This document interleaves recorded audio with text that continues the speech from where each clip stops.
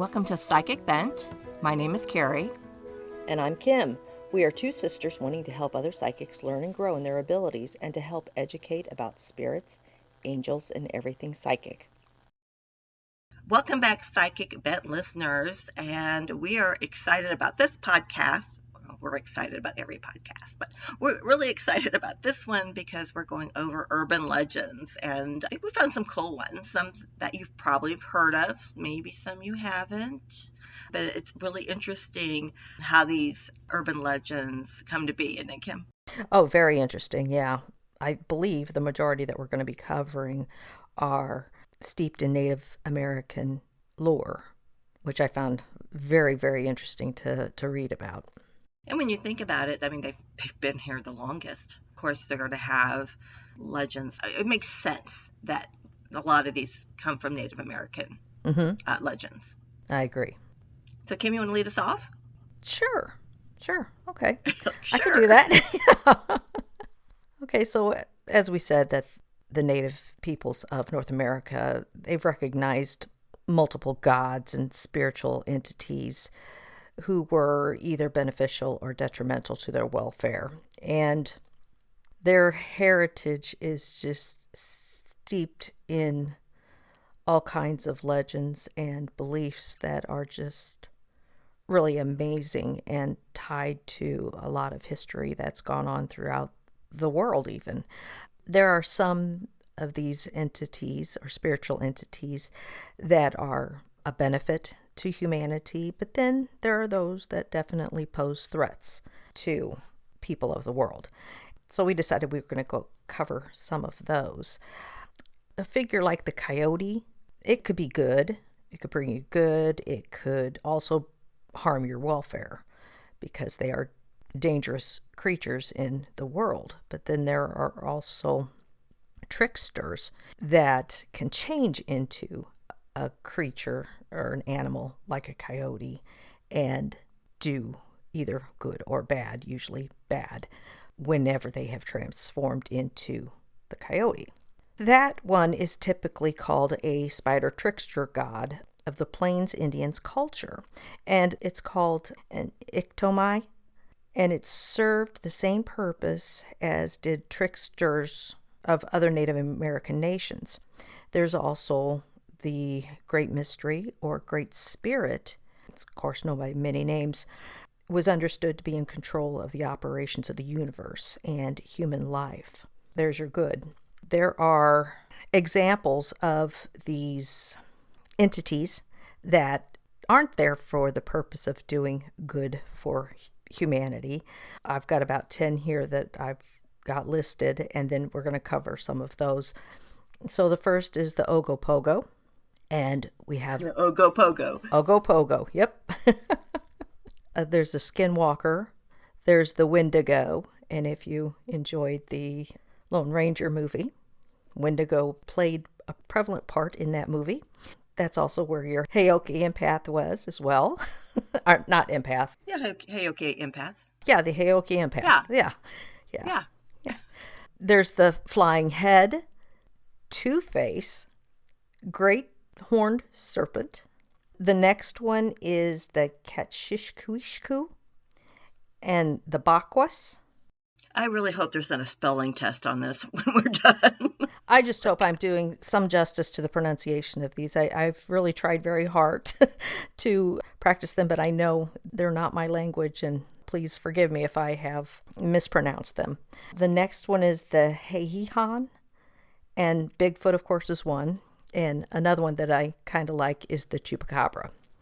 With all that being said, and introducing you to the names of the spirits that I'm going to cover, Carrie also has, why don't you tell them the two that you found very interesting? Both of mine are native legends to where I live in the mountains of North Carolina. Oh, cool. So I have the Wampus cat, and I have what is called the Boojum. The Boojum. Boojum. Interesting. I can't wait to hear those. Okay, so the first one I'm just going to cover is the Ogopogo.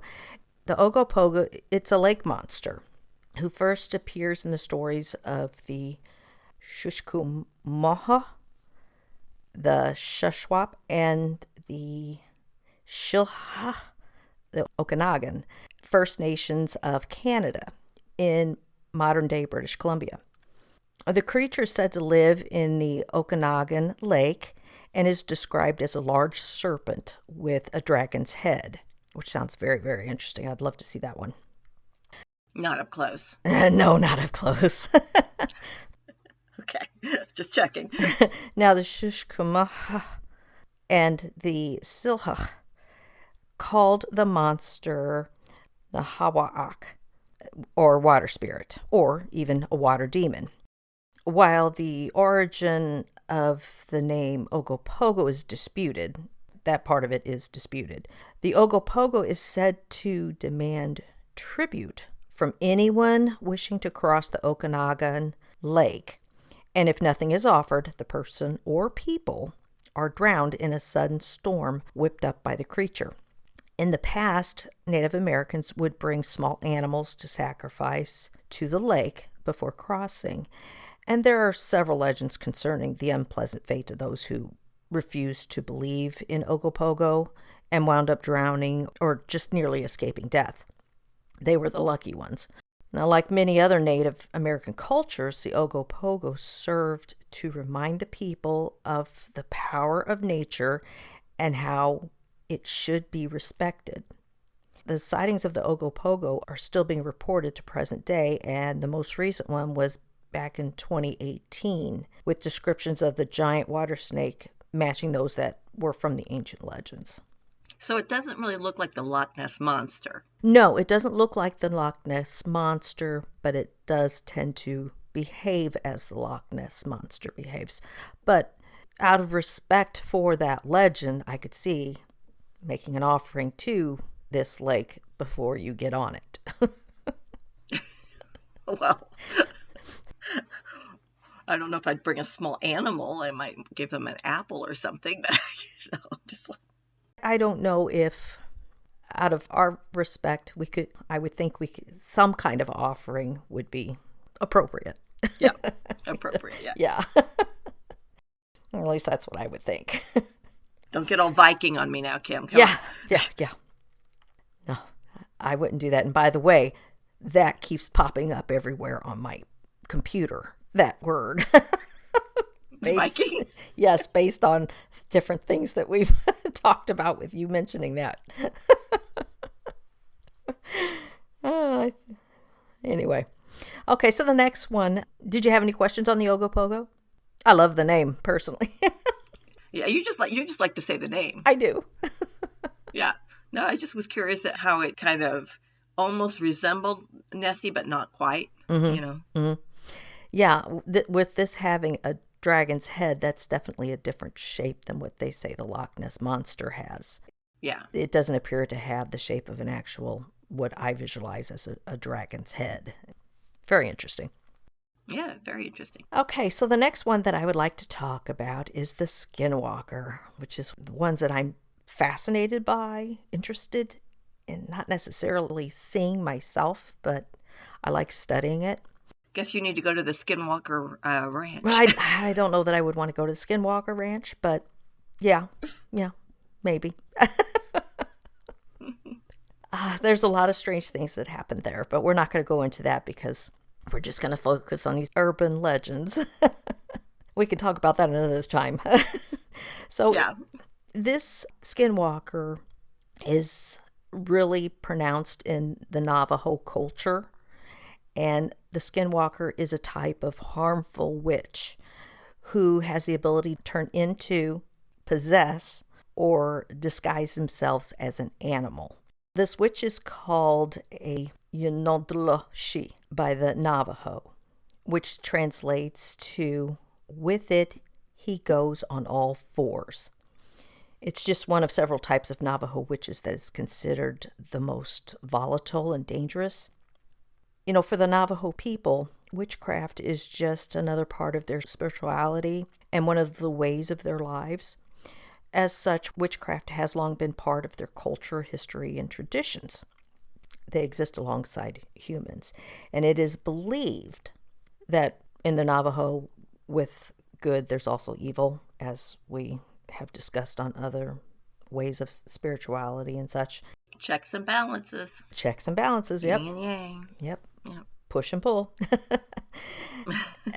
As these powers can be used for either purpose. Medicine men, they play a huge, crucial role in their communities and harness their powers to heal and aid their members. And then conversely, those who practice Navajo witchcraft, they seek to manipulate these spiritual forces to cause harm or misfortune to others. They're the ones that turn into the skinwalkers. With these skinwalkers being shape-shifting witch, they exist only to do harm to others. And the skinwalkers are understood to have once been shamans. They are the people of significant spiritual power who chose to use their gift for evil instead of good. They can assume the shape of any animal or human they choose, and might also possess someone in the same way an evil spirit, ghost, or demon was thought to do. And the Navajo name for this entity translates as by means of it goes on all fours due to its penchant for taking the form of an animal. Whatever shape it chooses, its intent is never good, and it is difficult to actually detect a skinwalker. They are understood as among the most dangerous Native American spiritual creatures. Its superpowers are uncanny, as they are said to run faster than a car and can jump high cliffs. They are extremely fast, agile, impossible to catch, and leave tracks larger than regular animals. When a skinwalker kills out of greed, anger, envy, spite, and revenge, it also robs graves for personal wealth and collects much needed ingredients for black magic use. So they can change to whatever animal they need at that time to accomplish what bad thing they are setting out to do. So if they need to be fast, they change into an animal that's super fast. If they need to be quiet, they change into an animal that is extremely quiet, or cunning, or do you get that, what I'm saying? Yeah. They change into that animal that they need, that serves their purpose at that time to do the deed that they want to do. I found this one to be really, really interesting. Well, it's a little scary. It is scary. It really is. It really is scary. So in your research, does one ever die? I mean, well, you mean a skinwalker? They just go on forever? Well, it's very difficult to kill one, that's for sure. Yeah. But they can be killed. But it's very hard. So they go on, is what they do. Okay. And they wear the skin of the animal that they change into. That's how they become the skinwalkers. Okay. Interesting. Okay, so the Wendigo is a ferocious monster of the First Nations of Canada and the Plains Indians culture, who appears under other names in the stories of many Native American nations across North America. According to the Chippewa, the Wendigo was once a human who could never be satisfied and was characterized by excessive selfishness and greed. Such people were thought to eventually become the human-eating monsters with a heart of ice who preys upon people. The creature is depicted as an emaciated or extremely thin beast with large horns who's never satisfied no matter how much it eats, and so is doomed to wander about constantly trying and failing to satisfy its needs for comfort. The Chippewa origin tale of the monster is echoed by the nations and serves to reinforce the concept generally held by Native Americans that the needs of the community come before those of the individual. The Wendigo, as a selfish, ravenous beast, stands totally against this central value of the Chippewa. Would you like to know anything else about the Wendigo? They are cannibalistic, of course, we discussed that, so. Oh, well, of course they are. Yeah. Okay. What a horrible fate to constantly never be satisfied. Yeah, but if you make deals with the devil or however they become this entity, change into this, I mean, all the bad treatment you have towards everybody, the greed and every selfishness and everything. I mean, if someone lives their life that way, they don't, they turn ugly inside. So I could see where that could transform you permanently. Is that where narcissists end up? It could be. They're never satisfied. just, just, just checking. Yeah. No, that's what I have on the Wendigo. I have more, but I think we'll just leave it at that. Okay, If that's we all can leave right. it at that. That's Okay. fine. So, would you like to go on to the next one before I go cover the flying head? Yes. Okay. All right. So I'm going to go over the Wampus Cat. Picture the strange things happening in the mountains at night. Deep down the valley, you hear mysterious noises echoing through the darkness. Terrifying howls travel from the hill to hill. Something is roaming through the night. Animals disappear from farmyards. The random things left out in the yard at night, buckets, rakes, clothing hanging on the line, are all knocked over or even destroyed. The folks who live in the hills hide in their homes. They know what it is whenever anything unusual happens in the night, whenever mysterious calls are heard. They say it's the Wampus Cat. Now, would you like to know what the Wampus Cat is? Yes, definitely. I've not heard of it before. Okay, so supposedly the Wampus Cat was once a beautiful Cherokee woman. Her husband would often leave the village with the other men to go out hunting and bring back food. But before each trip, the men would gather in the woods, ask forgiveness for the lives of the animals they were about to take, and seek supernatural help in their task. But women were forbidden from ever seeing these sacred rites. Well, this particular beautiful Cherokee woman was just consumed with curiosity. She wanted to know the secret magic. She begged and begged her husband to reveal the rites to her, but he always refused. So one night, as the men set out into the forest, she took matters into her own hands. The woman wrapped herself in a cougar skin and quietly crept through the woods. She came upon the clearing in the forest where the men had gathered. She hid behind a rock and watched, enthralled, finally seeing the secrets she had long desired to see. She crept closer and closer to the men in the circle, wanting to take in every detail, until she got too close. The sorcerer leading the ritual spotted her and immediately saw through her disguise. The men of the tribe grabbed her and dragged her into the circle. As punishment for breaking the taboo, the sorcerer cast a spell on the woman. The cougar skin she had wrapped herself in became her own skin. She became a strange mix of cougar and human, and was cursed to live forever alone in the woods, never again enjoying human company. And so the Wampus Cat roams the Appalachian Mountains at night, traveling up and down the hills, in and out of the valleys, forever wandering, ever alone in the mountains.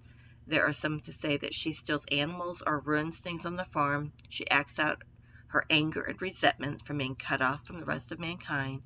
There are some who say that she will roam the mountains forever, lurking around places where men live, but never able to join them. I have heard that story before, but I did not know that's what it was called. Yeah, so you hear strange cries at night, Uh huh. or something's getting disturbed outside. That's usually people blame the Wampus Cat.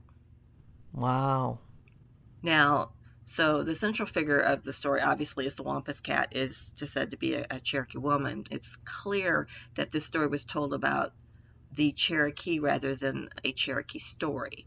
And the Wampus Cat itself seems to go further back than the story as it's told. The Wampus Cat first came to the attention of the world outside the mountains in the first half of the 19th century. Interesting. So, although at that time it wasn't the Wampus Cat that people were talking about, but the Catawampus, which is a word used to describe the idea of an unknown animal lurking in the woods and something to blame any unusual event on. Mm-hmm. So the word catawampus is a complicated one and it has multiple meanings in several American dialects, including identifying a mysterious animal, describing something that takes place on a corner, or as a term to describe something that just goes awry or is messed up. So the last usage was noted by folklorists of the late 19th century as being a particularly North Carolina with use of the word, although it has since spread to a lot of the southern states. Mm. So basically, in its sense, it's a mysterious animal. Catawampus may be related to the word catamount, which is the regional name for the eastern cougar. So that's what our cougars are called, are catamounts. They've been hunted. Supposedly, there's not around anymore, although there have been sightings of cougars. I think they still have some cougars here. That's like Yeah. everywhere you go, there's supposedly no more left of this, and people are Yeah, seeing them, and then you know? seeing them. Yeah. Yeah. So sometimes in the early 20th century, the syllables were transposed, and the catawampus became the wampus cat. Oh, And wampus alone is used throughout North Carolina to describe an unknown or mysterious animal. And the story of the animal and its origin as a Cherokee woman first started appearing in the 20th century, long after wampuses began roaming the woods. wow. Very interesting. Yeah. So there's another twist to the story. Yeah. That a little farther down the mountains in Johnson County along the Nassau River Basin in the spring of 1964, there was a number of reports of an ape-like creature roaming the woods near Dean's Crossroads, which is located at US 70, about half a mile between Smithfield and Princeton. And multiple people reported seeing an 8-foot tall hairy ape man roaming the woods. The Goldsboro News Argus called the animal a wampus cat, and the name stunk. It stuck, not stunk. Hundreds of people flooded the small town searching for the beast until the sheriff was forced to call off the hunt for it, fearing, of course, public safety. Right. Yeah. And smart man.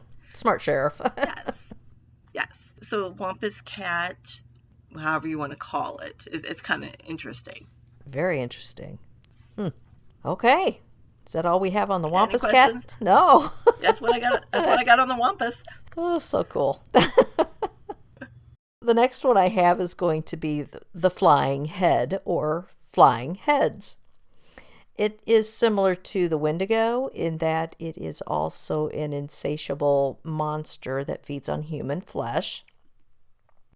The creature originates in the legends of the Iroquois nation, who tell of a nameless tribe that once lived in the region of the USA now known as New York around the Hudson River, whose conflict over an issue gave birth to the monster. According to the most popular version of the story, the region was struck with famine that drove the game and even the fish to other areas, and the younger members of the community suggested they follow suit.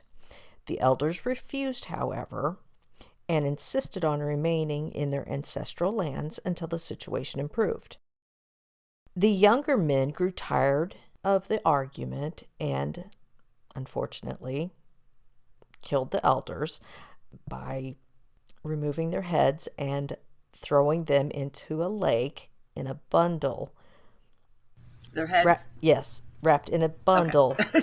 But one of the warriors became entangled in the ropes binding the heads and drowned.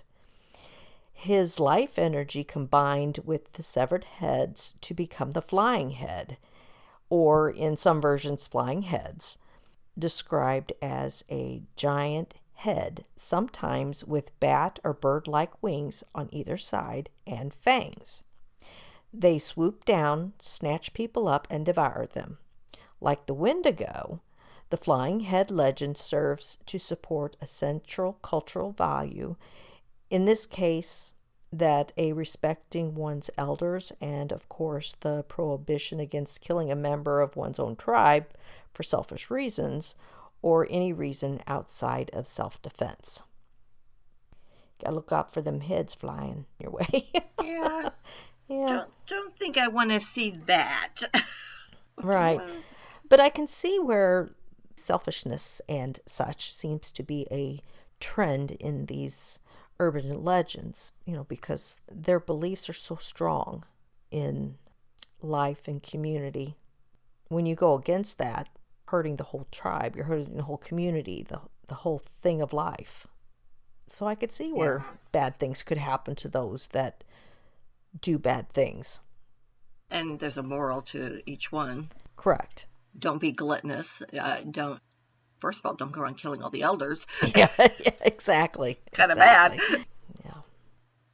All right, so now we're going to go to Two-Face.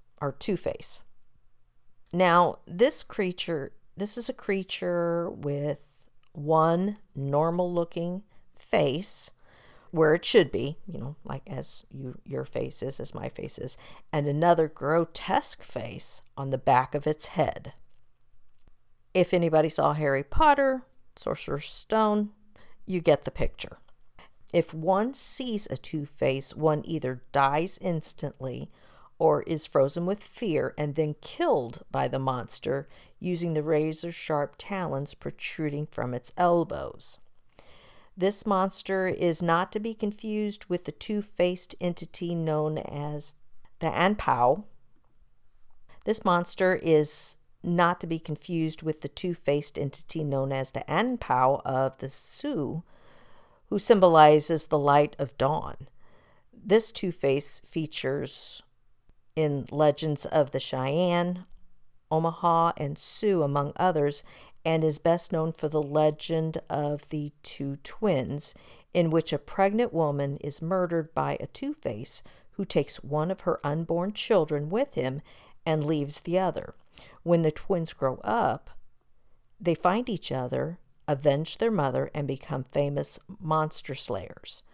The Two-Face is sometimes given as a single entity, but most often as a face of ogre-like beings who periodically visit people just to kill them.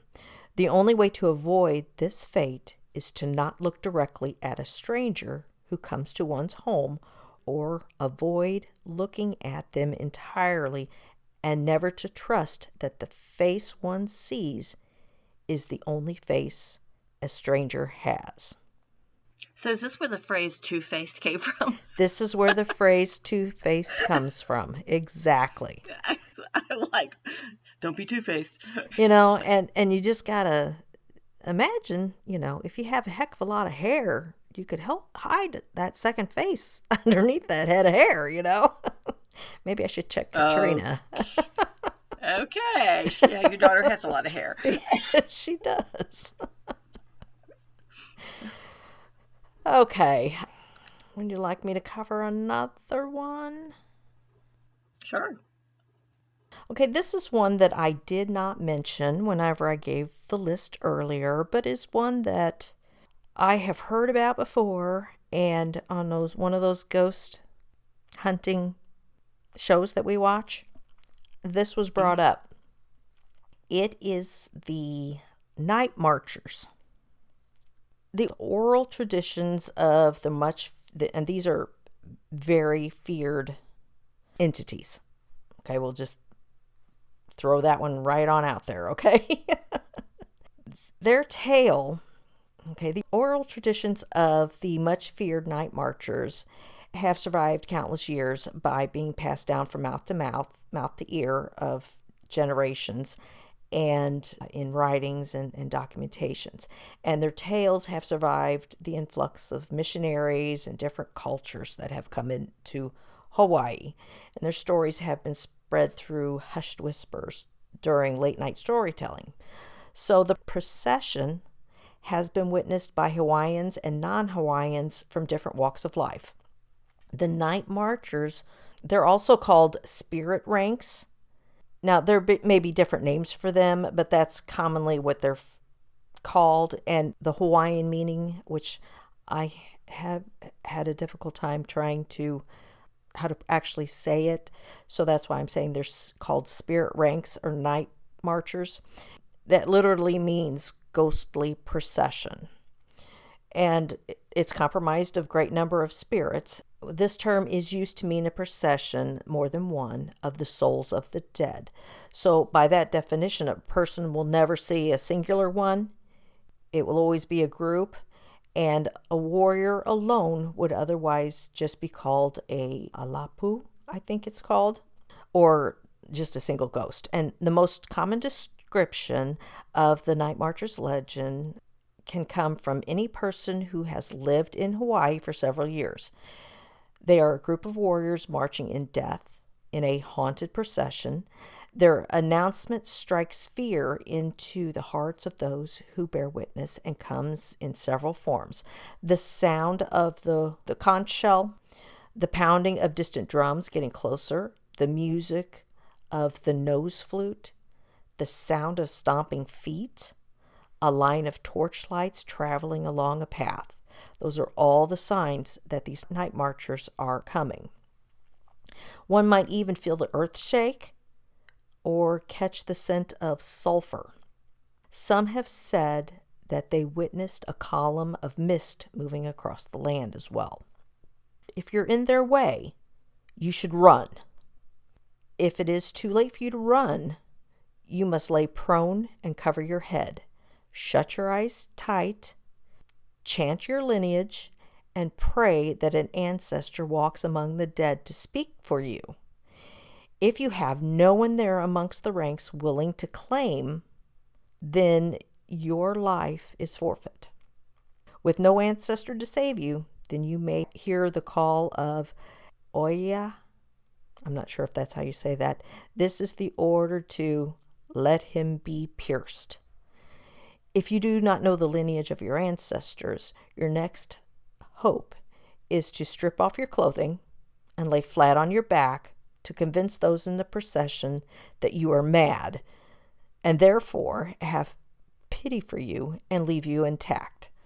Some sources even say you should rub urine on your body so that they find you so repulsive that they move on. Oh my gosh. I don't know how you found that one. But the night marchers I have heard about, and whenever they were doing the hunt or whatever you want to call it, they were doing the investigation, there's different huts where they have like a set path that they walk, I think is what I remember. And it happened to go past a village that had several old time sugarcane huts. And while they were investigating, they heard what sounded like marching noises and felt the ground shaking, but they didn't go out. Well, they did try to go out and see anything, but they didn't see anything. So it was really interesting. They really discussed the more in depth about the night marchers' history. I thought it was very interesting. Yeah, it is. I guess if you see him, you'd probably pee your pants anyway. So I can say the urine may not be a problem. That might not be a problem at all. May some other things happen too. Yeah, exactly. Okay, so that's all I got on the night marchers. Okay. Would you like to cover your next one? Yeah. Now, this is the legend of the Boojum, and that is Boojum is how it's spelled, Boojum. Okay. The story, it's an old mountain story, and it began in the 1900s. And the first sighting of the Boojum was, rumored to happen about that time period. Now, a side note, in Waynesville, North Carolina, there actually is a brewery named after the Boojum, which is a very popular brewery, and it's called Boojum Brewing. But they actually named their brewery after the Boojum. Interesting. Interesting side note. Yeah. So the Boojum is supposed to be similar to the abominable snowman of the Himalayas or the wampus cat in the swamps of eastern North Carolina or in the mountains. However, he is indeed a unique creature of his own, and Haywood County is his home. Though no one has gotten close enough to clearly describe him, it is said he stands about 8 feet tall and is a mixture of both man and beast, has thick, shaggy, gray hair covering his body like a human-like face, never described as handsome. Poor guy.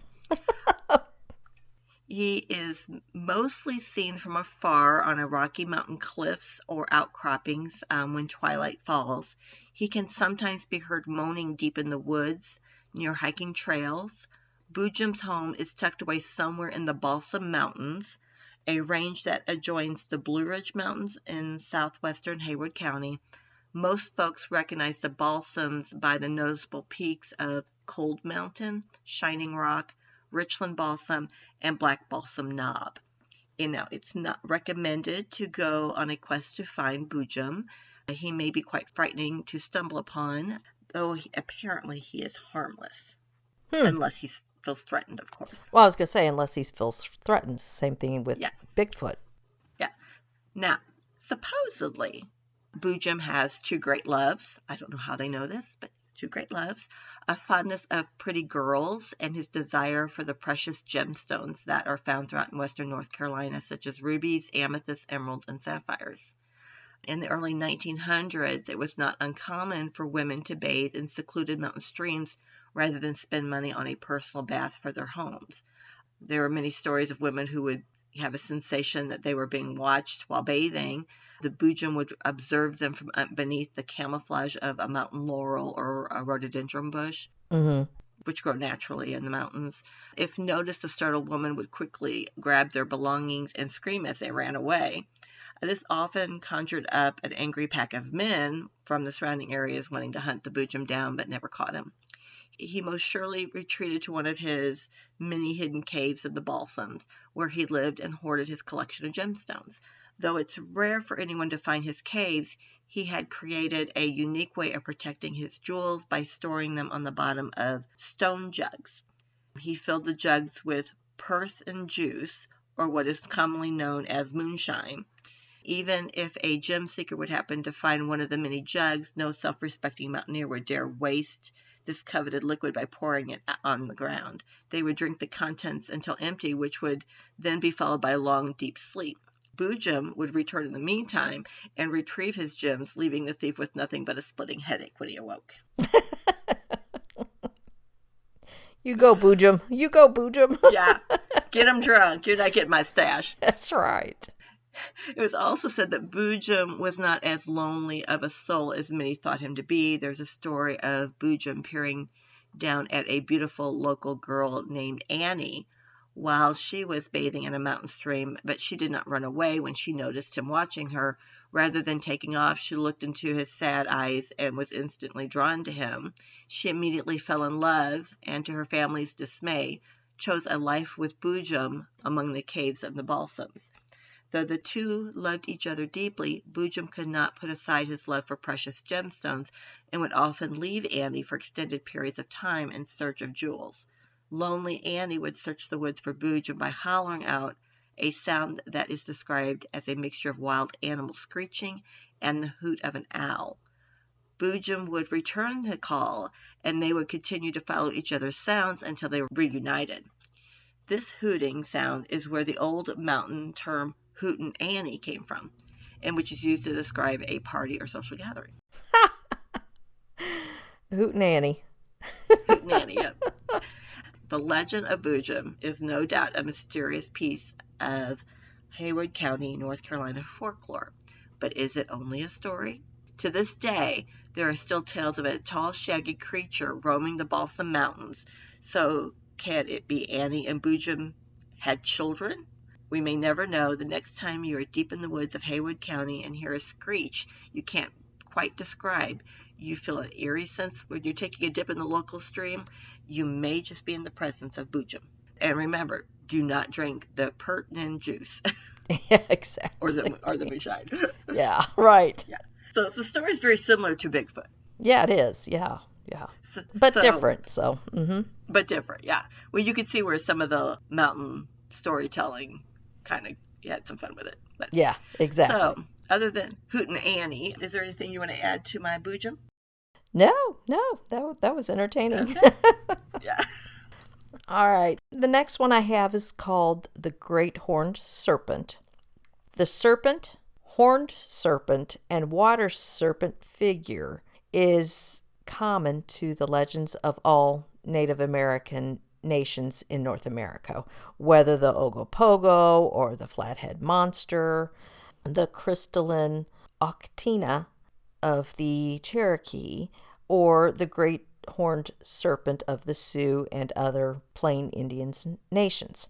Serpent Mound, the archaeological site in Peebles, Ohio, USA, attributed to the Native American cultures of the Adena or Fort Ancient, may be a homage to their own version of the horned serpent, who always possessed magical properties and often, though not always, symbolized transformation. The serpents often serve as antagonists to the North American tales, but are not always malevolent, as they sometimes appear as challenges a hero must face in attaining a certain goal. The great horned serpent, however, always appears as an adversary of the thunderbird. As the thunderbird represents order, light, birth, growth, and life, the great horned serpent symbolizes chaos, darkness, and death. These serpent mounds that was mentioned in this article that I got the information from have not only been found in Ohio, they have also been found in Canada in several places. They've been definitely found and been researched on Oak Island, which is off of Canada, and other places throughout North America. And it is literally a giant raised rock and covered with dirt as well. And they're giant, and they are laid out like a giant snake on the land, and sometimes you can see them in the air. That's how they find them, is by flying over them and seeing this giant shape of a snake out of stone and out of rocks and grass. It's really interesting, but they are the ones that represent that great horned serpent. That is interesting. Mm-hmm. The next one is the Catshishkuishku. The Catshishkuishku. Now, this is a giant, stiff-legged, hairless, human-eating bear whose legend comes from the Penobscot Nation of the region of modern-day Maine in the United States. The monster is described as immensely large with straight hind legs that cannot bend. It crashes through the forests, walking upright, and as it can never lay down, since it cannot bend its knees to rise again, sleeps leaning against trees. As it is so large, it is often mistaken for a giant tree and overlooked until it swoops down with a gigantic paw and grabs its unsuspecting prey for a meal. Its name literally means stiff-jointed bear. But scholars do not agree on the origin of the creature or why the Penobscot would imagine such an entity. According to some theories, the Catshishkuishku was suggested to the Penobscot upon their discovery of a fossil of a woolly mammoth or mastodon, whose legs seemed to have been straight and skull to have resembled a bear. However it originated, its legend served as a reminder to be vigilant of one's surroundings and possible dangers. Its stories were also told to children to scare them into staying close to home and not venturing along into the woods. Well, yeah, that would do it. Yeah, so that's your... That would do it. Yeah, so that's the Catshishkuishku.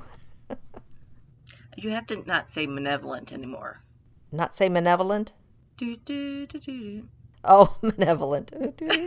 Yeah, it's like you went malevolent, and my mind just went do do do do do do do. Yeah. So please don't say that word again. Okay. Or manumina. Or manumina. Yeah. Or aluminum. Yeah. Yeah. No aluminum. Now, there is one more, if that's all right. If we've got enough time for this one more, I'm gonna. This one is the doppelganger, and. Oh, you don't like that? No, but I think I have seen one. There's that one experience that you took a picture of that person that looked like my daughter. Yeah. So let's cover the doppelganger. so, so people know what we're talking about if they don't already know. Now, the mythology of spirit doubles, it can be traced back thousands of years and is present in many cultures of the past and of course in folklore, art, everywhere. It's spirit doubles is very prevalent. And perhaps the most well-known reference to spirit doubles or alter egos or eagles alter egos is the doppelganger. And it's a word that's still used today, and it refers to a person that is physically or behaviorally similar to another person. So that doppelganger word is actually a German word meaning double goer. And it refers to a wraith or apparition that casts no shadow and is a replica or double of a living person. They were generally considered omens of bad luck or even signs of impending death. A doppelganger seen by a person's relative or friend was said to signify that illness or danger could befall that person, while seeing one's own doppelganger was said to be an omen of death. Some accounts of doppelgangers, sometimes called the evil twins, suggests that they might attempt to provide advice to the person they shadow, but that this advice can be misleading or malicious. And they can also attempt to plant sinister ideas in that person's mind or even cause them all kinds of confusion. For this reason, people were advised to avoid communicating with their own doppelgangers at all costs. Now, one of the most famous pieces of art that or depiction of the doppelganger is called Self-Seer 2, Death and Man, and it was by Egon Schiele. I probably pronounced that wrong. It's Schiele. Okay, so it was done first as an 1851 sketch, and then in 1864 it was a watercolor. And that watercolor was called How They Met Themselves by Dante Gabriel Rossetti. Now, according to interpretation, two medieval lovers were walking through the woods at twilight when they encountered their doubles who glow supernaturally. The man draws his sword in astonishment while his lover appears to collapse in a deathly swoon. And the doppelganger imagery occurred in poems Rossetti admired, such as Elizabeth Barrett Browning's The Romaunt of Margaret and Poe's Silence. Now, this one is really interesting. I'll post a picture of it on Facebook. But you see the two facing each other, but yet they look different. Mm. Okay. One of the famous real life doppelganger cases. You'll like this one. So, while doppelganger cases are said to be works of fiction, there are a number of real life cases in which individuals claim to have met their sinister double. Among the most noteworthy is Abraham Lincoln's experience, as chronicled by Noah Brooks in his book Washington in Lincoln's Time, 1895. Now, according to his account, soon after Lincoln was elected in 1860, he arrived home one day and looked into the mirror on his bureau, where he saw himself reflected in double. And Lincoln said, nearly at full length, but my face had two separate and distinct images. He noticed that although the images were nearly identical, one was a little paler in color, about 5 shades lighter than the other, and his wife was said to be very worried and told Lincoln she believed that the paleness of half the dual image was a bad omen, which meant that Lincoln would serve his full first term, but would not live to finish his second. And he did not live to finish his second. That is the doppelganger. There's more information. Do research on it. It's really interesting. Really, That's really pretty cool. interesting. Yeah. Anyway, I don't need to Well, I dig think this is deeper in that one. no. I think it's a pretty interesting episode. Kim, what do you think? Oh, I think so. I had fun researching it, so I hope everybody takes the opportunity to do a little research on their own too. It's very fascinating. Well, is there anything else you want to add to this, Kim? Not as far as the urban legends. I just want everybody to know I try my best on pronunciation. So, Well, I mean, some of the, when you're not, when you're delving into a different language, it is difficult when you're not familiar with that language to know how to correctly say it. So, yeah, well, it's obvious I have problems saying our own language. So, whatever.